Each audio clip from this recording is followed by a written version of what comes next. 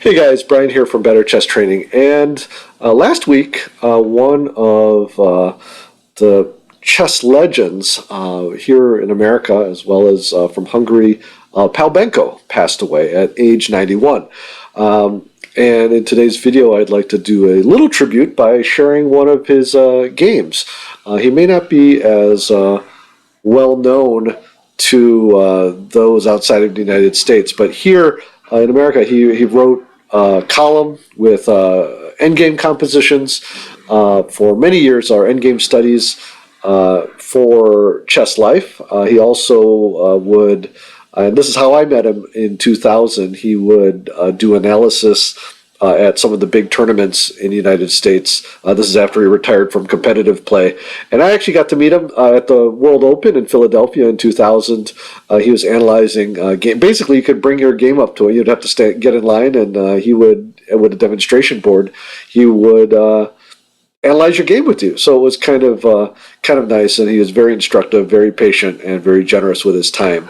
So that was my personal interaction with him. I wasn't, I wasn't a buddy of his or anything, but I did get to meet him in person, and it was an honor. But he was a contemporary of, actually slightly older than Bobby Fischer. And so they had many competitions together, and as a tribute to him, I'd like to show you one of his games against Bobby Fischer. Okay, this game, Pal Benko has the white pieces against Bobby Fischer, and this was from 1958 tournament in the Portoroz interzonal tournament. So this was one of the candidate tournaments in order to qualify for the World Championship, and Pal Benko was one of in the running as one of the candidates along the way. So. Anyways, he played d4, knight to f6. By the way, I did analyze this game as well as I'm going to be including commentary from Benko's own book, actually a very excellent book co-written with Jeremy Silman. I'll put the link down below, but very good book, very good annotation. So some of these comments will be my observations, but I'll let you know when I'm taking notes from Mr. Benko himself.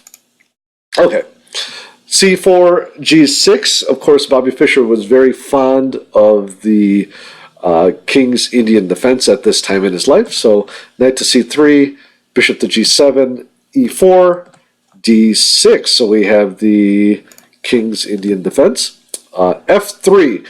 So this is the same-ish variation, and the idea here is that White often, he can castle kingside, but he can also castle queenside here and launch a kingside attack. But here, mainly strengthening this e4 pawn so that he could play on the queenside as well. So that's very general, and of course, this opening could go in a lot of different directions. Okay, e5, a characteristic strike here in the center for the King's Indian defense. And White plays knight g to e2, black castles, and here, White plays bishop to g5, and now this is probably the second most popular move here. The most popular move here is bishop to e3, covering this d4 pawn. But in the book, Pal Benko mentions that this was he felt this was somewhat of a surprise to Bobby Fischer. So I looked it up in the database, and this move had been played as early as 1951, which would be about 7 years before this move, but was not very common. By far the most common move was that bishop to e3. So he felt that maybe Fischer was not as familiar with this opening. So let's continue.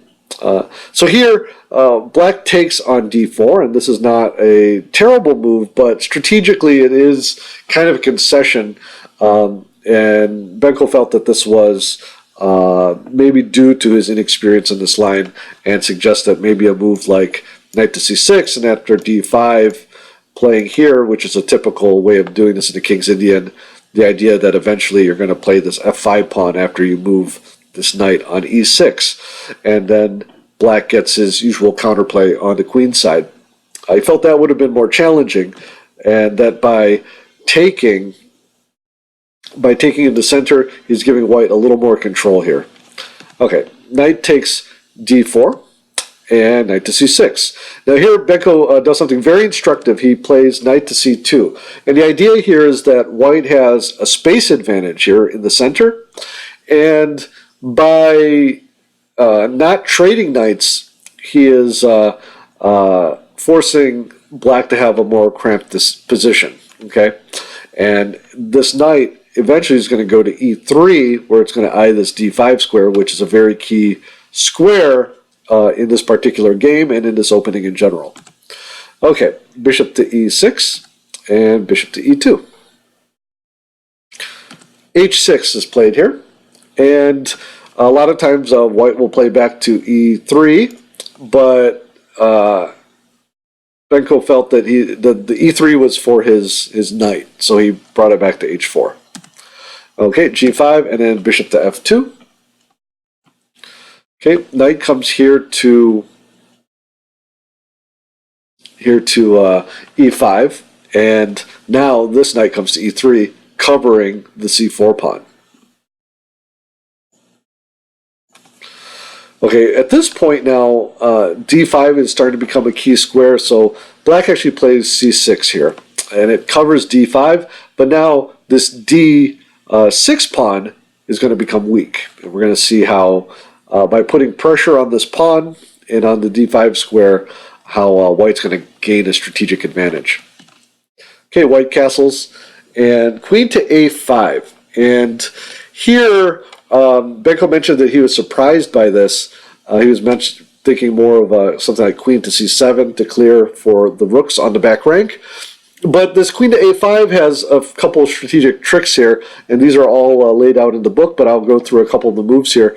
And the idea here is that if, so here this d6 pawn is hanging. However, if white takes it, then rook f to d8, queen to a3, queen takes a3, b takes a3, and we can see here all of these pawns have become weak, and black has a slight advantage because of that. Okay, if we go back here, the other if white plays a more just kind of a general move like queen to c2 to clear the d1 square, then black could play rook f to d8 again and now push d5 here fairly easily, and that will solve some of black's structural or the problem with space. Okay, so upon thinking, Benko played queen to d2. Now the idea here is sometimes there can be some tricks here with knight to d5, but also the idea is to keep this pressure on this d-pawn. This d-pawn is hanging now. Not a great time to take it, as mentioned in the previous note, but we want to keep pressure on it, especially wanting to prevent this d5 pawn break.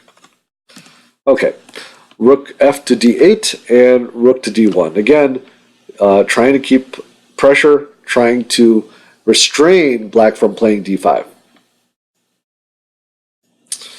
Let me just show you here. If d5 is played now, there's just too many defenders. Okay, c takes d5, c takes d5, knight takes d5, queen takes d2, rook takes d2, and we can see that d5 is covered, so white just wins a pawn there. Okay, so going back to the game position, instead, black plays a6, and the idea here is to play b5 to try to deflect this c-pawn.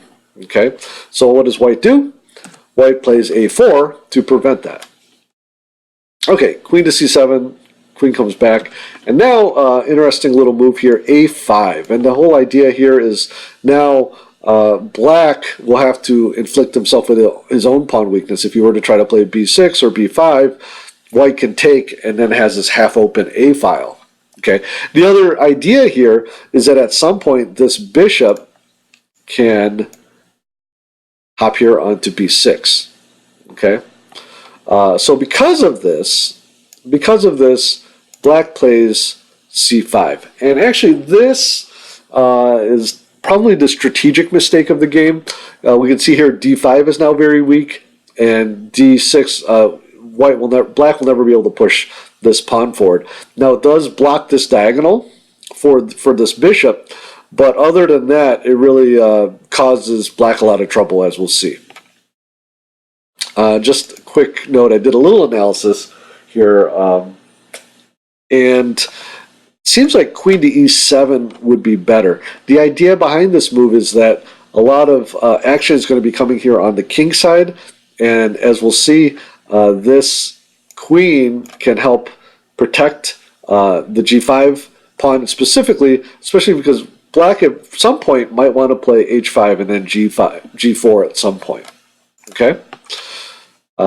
And just as an example there, I'll just play a couple moves here. Rook a to c1, knight to h5, b4, and then at some point black can play f5. Now in this position, white still has a slight advantage because of this space as well as this weak pawn, but relatively speaking, this would have been a little more solid than what he played in the game. Okay, let's go back to the game position. Black played c5, and here, because white pretty much has the queen side locked up as well as the center, he's going to cause some destruction and disruption here on the king side now with h4. And we can see now why that queen to e7 might have been useful. In fact, let me just, real quick, I forgot to show, this is in my analysis, but I forgot to show you this variation. If white were to play h4 now knight to h5, h takes g5, queen takes g5, and now it's black that has an attack going. You know, knight to f4 might be coming in, and really the king can move out of the way, the other rook can come over here to g8 and really put a lot of pressure on white's king. Okay? Again, back to the game. Instead, h4 here is very effective.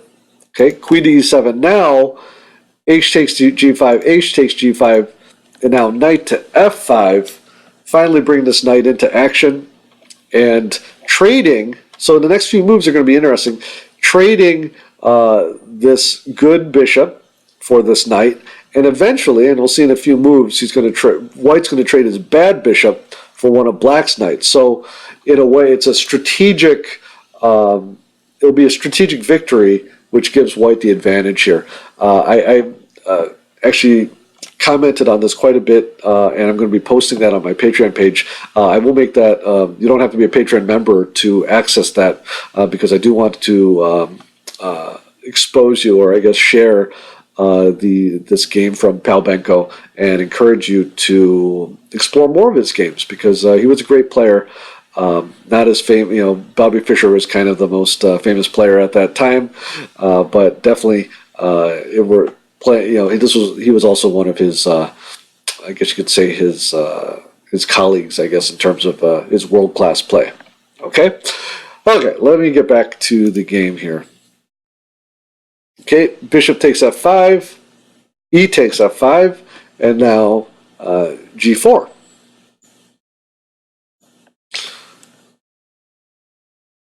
So bishop to h4, and this is a strong move here. It pins this knight as well as threatens knight to d5. Okay, so with that, he black unpins with queen to f8, and then f takes g4. Of course, two attackers, one defender, so black takes. And then here, as I mentioned earlier, white now trades his bad light square bishop for one of black's strong knights. Okay? And here, this position, we can see this rook is hanging, but white can't take that because of now this diagonal being open. If white were to take, then bishop to d4 check would be pretty dangerous. Of course, cannot go to the h file because of, he could just play something like, after queen takes, he could threaten queen to h4 here, which would be pretty deadly. Okay? Going back, so cannot take this rook. Instead, he plays a very good move here, queen to g5. Of course, hitting this knight as well as pinning this bishop so it can't hit white with this check. Okay, knight has to go back, and rook to d3. This is a rook lift. And the idea here is we're going to come either here to g3 or to h3, putting a ton of pressure on white. Okay, knight to h7, attacking here, this queen, and the queen wants to stay on this file, so it just drops back to g4. Okay, f6 is necessary. The threat here, of course, was f6, and let me just, or f5 to f6 by white. Let me just show you here. For example, let me do this. If rook to e8 to avoid getting taken, f6 is pretty deadly. If knight takes, then bishop takes, and then this rook could come over and pretty much should spell the end of the game for black. Okay, so f6 is played. Knight to d5 finally coming in. Queen to f7. Now, and I mentioned this in my notes, but this game strategically is a lot about this pawn structure. We see all these backward pawns here, these weak pawns, but you can see also that it's also about the quality or the activity of the pieces. In this case, and this is a younger Bobby Fischer, so the future world champion. He was already a strong player, obviously one of the best players in the United States at the time, but here still showing that experience, even against future world champion, counts for something here. Okay, rook to e1, taking this open file, and now trying to contest here with rook to e8.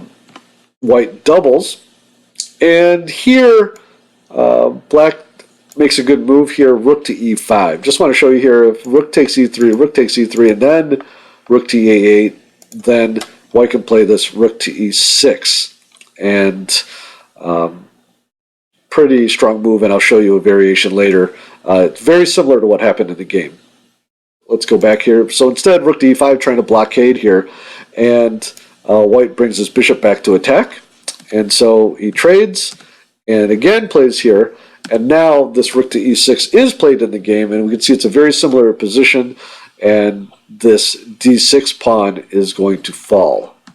Okay, knight to g5, hitting this rook, and rook takes d6. Okay, rook here forks the queen and the pawn, and white hits him with this check first, and after the king moves, just blocks with his bishop. And also, so we can see here lots of threats happening.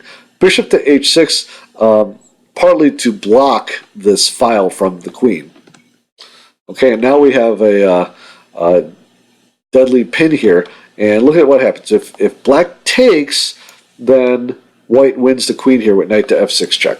Okay, this game is, this game, for all intents and purposes, is over, but there's a couple more little tricks. Rook to e1 check, and here Benko makes a slight little flub in time trouble, I guess is what he wrote in the book, and he plays king to f2.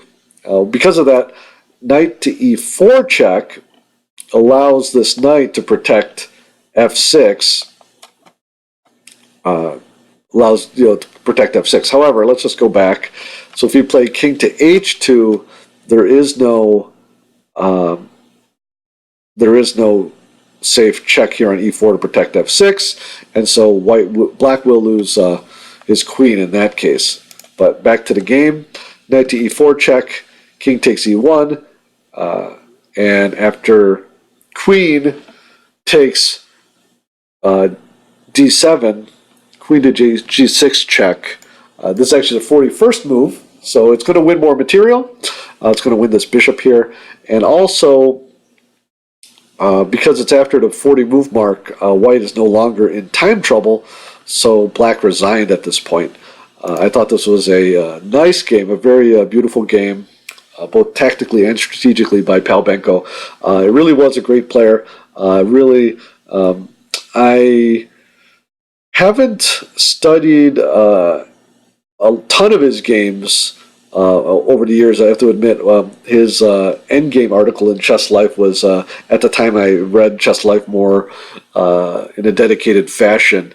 His Endgame studies were very difficult for me, so I didn't really look at them that much. But I did respect him as a player, and I remember just that experience I had watching him do analysis during the World Open, and I really was one of the first big tournaments I had played in, and got to experience kind of that whole big chess tournament experience. In any case, I hope you will check out more of his games, and again, I have a link to his book, which is actually a very beautiful book with over 100 of his annotated games, both instructional as well as just entertaining.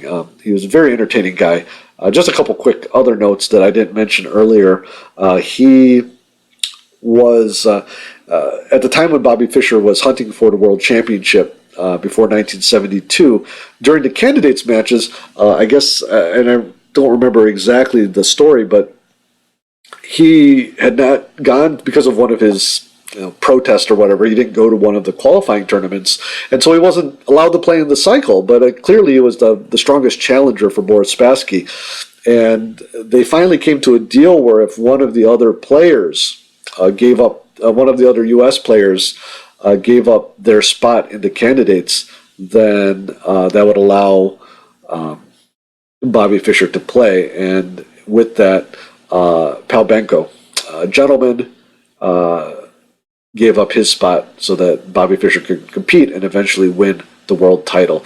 So anyways, hope you enjoyed that game, and I hope you will check out some of the games of the late and great Pal Benko.